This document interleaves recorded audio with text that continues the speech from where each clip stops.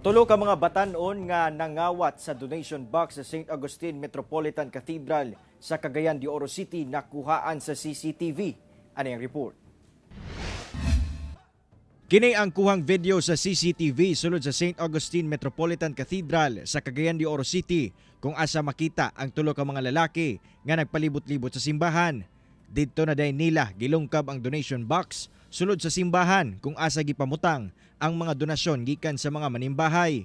Sumala ni Father Alan Pulgo kinsa parish priest ug rector sa simbahan, dili kini ang unang higayon nga nakawatan ang mga donation box sa simbahan.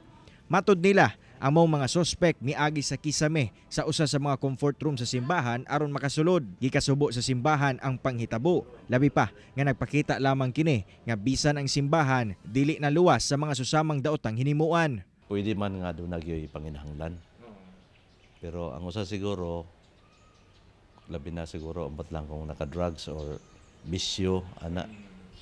Kanya, maragwa na gyud sila kahuna-unaan siguro, nya tanaw sila simbahan, siguro na wa magay nagbantay dire. Sa kabahin sa Divisoria Police Station, ilan na kunong nakita among CCTV footage ug ilan ang ginasubay ang mga batan-on sa maong video. Well, katong mga batanon, if ever lugar nga your wish nga mo surrender lugar mo, no? Kami sa kapulisan together with sa management sa cathedral, open hands ni. Kay to correct these things, at least nga mga minor pa mo, at least na napay chance. Kauban si Makoy Sempron sa kamera. Ako, si Cyril Chavez para sa One Mindanao.